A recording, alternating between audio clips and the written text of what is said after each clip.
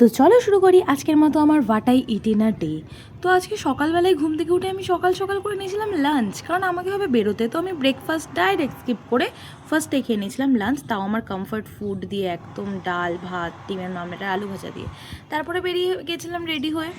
বেরোতেই ফার্স্টেই মনে হলো যে একটু গরমে আইসক্রিমটা খাওয়াটা উচিত, বাট আইসক্রিমের যা দশা দেখলাম আমার নিজেরই মায়া লাগলো।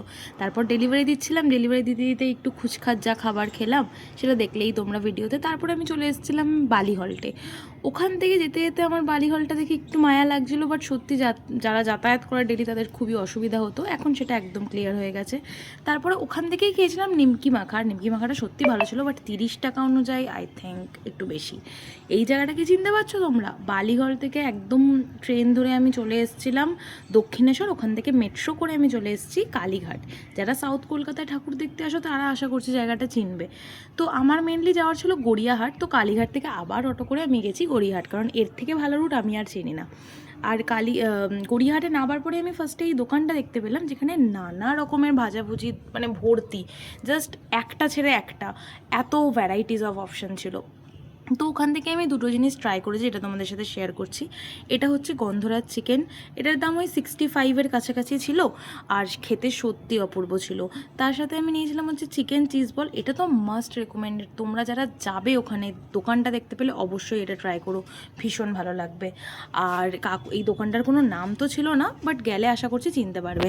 তারপর ওই গড়িয়াহাট যে ক্রসিং আছে ওখানটা থেকেই পার্ক সার্কাসের দিকে টার্ন নিতেই এই দিদিটা দেখলাম মকটেল সেল করছে। প্রচুর রকম ভ্যারাইটিস ছিল, প্রচুর রকম অপশান ছিল। তো এখান থেকেই আমি ট্রাই করলাম হচ্ছে একটা ব্ল্যাক কারেন্ট মকটেল, যেটা সত্যি বলতে প্রচণ্ড রিফ্রেশিং ছিল। এই দেখো জায়গাটা দেখলে তোমরা আশা করছি লোকেশনটা বুঝে যাবে। তো এখান থেকে আমি একটা ব্ল্যাক কারেন্ট নিয়েছিলাম, যেটা সত্যি বলতে রিফ্রেশিং ছিল প্রচণ্ড। এই গরমে অন্তত এগুলো মানে ভীষণ দরকার যখনই আমরা বাইরে যাই। তো ওটাই খেলাম। এখানে পজ করে তোমরা দেখতে পারো যে এখানে কি কি অপশান আছে। আর তারই পাশেই ডালের পকোড়ার দোকানটা ছিল, এটা তো স্ট্রিট ফুডে মাস্ট আইটেম, এটা একদম পাশে ছিল। তোমরা ওই মকটেলটা যেখানে পাবে তার পাশেই এই কাকুটার দোকান আছে, চাইলে ট্রাই করতে পারো। তারপরে খাওয়া দাওয়ার পরে একটু মার্কেটে গেছিলাম, যেটার জন্য গেছিলাম মেনলি।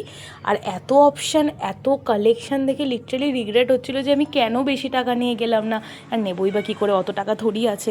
প্রচুর কালেকশান, মানে চোখ ধাঁধিয়ে গেছিলো, এত বেশি ভ্যারাইটিস। তারপরে বাড়ি যাওয়ার সময় খেয়েছিলাম হচ্ছে একটা মিল্কোস, চকলেট ফ্লেভারের মিল্কোস, এটা আমি ফার্স্ট টাইম ট্রাই করলাম। আর বাড়ি আসার সময় আজকে আমি সরকারি বাসে এসেছিলাম, যেখানে আমার কোনো রকম চার্জেস লাগেনি। হ্যাঁ, আমি যেতে চাইনি, বাট আমি আর বাস পাচ্ছিলাম না, এটাই পেলাম। তো এটা করেই বাড়ি আসার সময় এটাই ইউজ করতে হলো। ব্যাস, that's it for today, by.